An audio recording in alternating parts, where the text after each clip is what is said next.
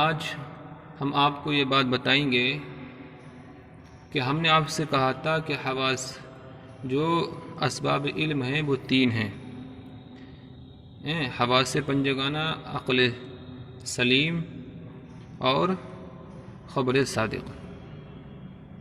اب سب سے پہلے ہم حواس پنجگانہ کو لیتے ہیں تو کہتے ہیں فالحواس جمع حاست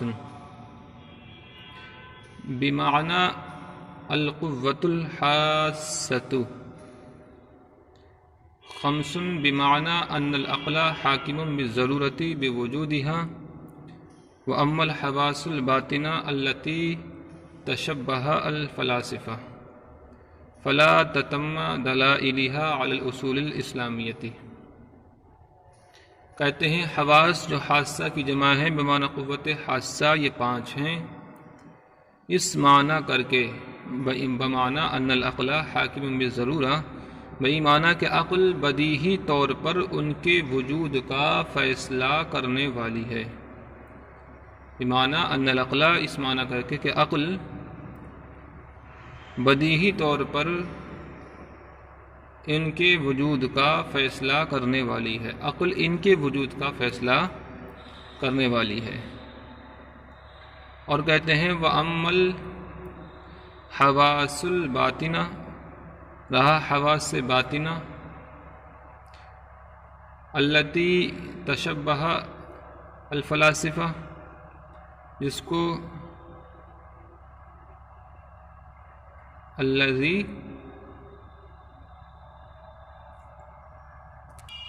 تثبتها فلاسفہ فلا تتم دلائلها، رہے وہ حواس باطنہ جس کو فلاسفہ ثابت کرتے ہیں تو ان کے دلائل علی الاصول الاسلامیتی، اسلامی اصول پر ان کے دلائل پورے مکمل نہیں ہوتے ہیں۔ یعنی مطلب یہاں سے کہنے کا یہ ہے کہ اب تک اسباب علم کا اجمالی بیان جو ہوا ہے، جو بھی بیان وہ اجمالی تھا۔ اب یہاں سے تفصیلی بحث شروع ہو رہی ہے، اور یہ تو قاعدہ ہی ہے کہ تفصیل جو ہوتی ہے بعد الاجمال امکنا فی الذہن، کہ تفصیل جو ہوتی ہے تو وہ اجمال کے بعد ذہن میں بہت ہی اچھی طریقے سے اتر جاتی۔ آپ اگر کسی بات کو پہلے اجمالی طور پر سمجھا دیں اور پھر اس کے بعد میں تفصیلی طور پر سمجھا دیں تو جو ذہین بچے ہیں وہ اجمال میں سمجھ جائیں گے، اور جو ذہین نہیں ہیں وہ تفصیل کے ساتھ سمجھا دیں گے۔ اگر آپ اس کا الٹا کر دیں، پہلے آپ تفصیل سے کر دیں بعد میں اجمال کر دیں، تو اب اس کا الٹا ہو جائے گا، تو جو بیچارے کمزور ذہن کے بچے ہیں تو وہ کچھ بھی نہیں سمجھ پائیں گے۔ تو مصنف علیہ رحمۃ و رضوان نے یہاں کہا الحاسۃ بمعنی القوۃ الحاسۃ خمسن، کہ قوت حاسہ یہ پانچ ہیں جس کو ہم کہتے ہیں حواس پنجگانہ۔ یہ مصنف نے پانچ کہہ کر کے جمہور کے قول کو ترجیح دی ہے۔ جمہور کا مذہب یہی ہے کہ حواس پنجگانہ وہ پانچ ہی ہیں، اور یہ حاسہ جو ہے حواس حاسہ، یہاں پر حواس کو مقدم کیا ہے کیونکہ یہ انسان اور جانور دونوں میں مشترک ہے۔ مثلا گھاس کو جب گائے کے سامنے ڈالا جائے تو وہ اس کو کھاتی ہے اور محسوس کرتی ہے یہ گھاس ہے، اور حواس کے بعد میں خبر صادق ہے، کیونکہ عقل صرف انسان کو دیا، عقل جو ہے وہ صرف اور صرف انسان کو دی گئی ہے، جبکہ جانوروں کے اندر صرف شعور ہوتا ہے، عقل نہیں ہوتی ہے۔ اب دیکھیے عقل، یہاں پر اعتراض وارد ہو سکتا ہے کہ آپ نے کہا کہ حواس پنجگانہ کتنے ہیں؟ پانچ ہیں، حالانکہ ان پانچ کے علاوہ پانچ باطنہ بھی ہیں، تو اب یہ 10 ہو گئے، آپ کہہ رہے ہیں 5، تو اب اس کا جواب یہاں سے یہ دیا ہے کہ ہم حواس پنجگانہ میں جو حواس باطنہ ہیں ہم اس سے بحث نہیں کرتے ہیں، اور بحث نہ کرنے کی وجہ وہ یہ ہے کہ حواس باطنہ سے ہم بحث نہیں کرتے بلکہ حکمہ بحث کرتے ہیں، اور ان کے دلائل متکلمین کے نزدیک غیر مسلم ہے، لہٰذا ہم ان کو مانتے ہی نہیں۔ فلاسفہ انسانی سر کو 3 حصوں میں تقسیم کرتے ہیں۔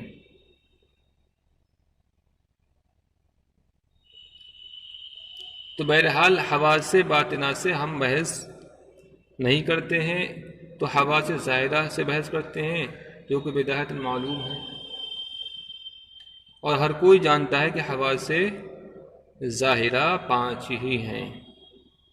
اب وہ جو ہیں فلاسفہ، تو وہ حواس باطنہ کو بھی اس سے بھی وہ بحث کرتے ہیں فلاسفہ، متکلمین اس سے بحث نہیں کرتے ہیں۔ وہ کہتے ہیں انسانی سر کو 3 حصوں میں تقسیم کرتے ہیں، پہلے کرتے ہیں حصے مشترک میں، دوسرا وہم متصرفہ، اور تیسرا ہے حافظہ۔ انسان کے سر کے 3 حصے ہیں، پہلے حصے میں حصے مشترک اور خیال ہے، یہ پہلے حصے میں ہے، اور دوسرے حصے میں متصرفہ اور وہم ہے، اور آخری حصے میں صرف اور صرف حافظہ ہے۔ اس کی تفصیل یہ ہے، حصے مشترک کا کام یہ ہے کہ جب انسان کے نظر میں ایک چیز پر لگتی ہے، جب ایک انسان کی نظر کسی چیز پہ لگ جاتی ہے تو حصے مشترک اس کی تصویر لے لیتی ہے، جیسے کہ فوٹو لے لیتے ہیں، اور خیال کا کام اس کو محفوظ کرنا ہے۔ خیال کا کام کیا ہے؟ اس کو محفوظ کرنا ہے۔ وہم کا کام ادراک المعانی ہے۔ وہم کا کام کیا ہے؟ اس کے ذریعے انسان اشیاء کی آوازوں اور باتوں کو لے کر حافظہ کے حوالے کر دیتا ہے۔ اور جو قوت متصرفہ درمیان میں رہ گیا، اس کی مثال انجن کی سی ہے، یہ تمام دماغ پر کنٹرول رکھتی ہے، اور اگر متصرفہ خراب ہو جائے تو دماغ کا تمام نظام درہم برہم ہو جاتا ہے، جبکہ حافظہ کے خرابی سے صرف یادداشت متاثر ہو جاتی ہے۔ صرف اور صرف کیا ہے؟ یادداشت متاثر ہو جاتی ہے۔ تو آپ طلبہ اکرام، آپ یہ سمجھے کہ جو فلاسفہ ہیں، تو فلسفی جو ہیں وہ انسانی سر کو 3 حصوں میں تقسیم کرتے ہیں۔ سب سے پہلا حصے میں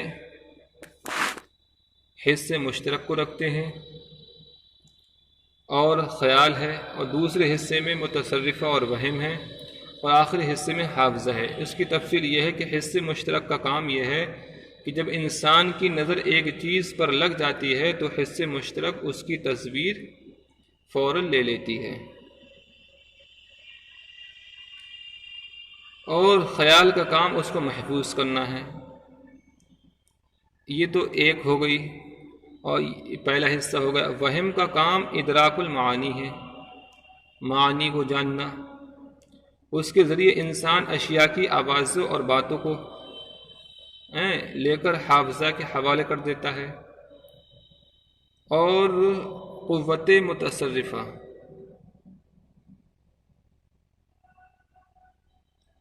اب رہی قوت متصرفہ درمیان میں، یہ رہ اس کی مثال انجن کی سی ہے، یہ تمام دماغ پر کنٹرول رکھتی ہے، اور اگر متصرفہ خراب ہو جائے تو دماغ کا تمام نظام درہم برہم ہو جاتا ہے، جبکہ حافظہ کی خرابی سے صرف یادداشت متاثر ہو جاتی ہے۔ بہرحال کہنے کا مطلب یہ ہے، ہمارے نزدیک حواس حواس جو ہیں وہ 5 ہیں، اور فلاسفہ کے نزدیک 10 ہیں۔ تو ہم حواس ظاہرہ سے بحث کرتے ہیں، حواس باطنہ سے بحث نہیں کرتے ہیں۔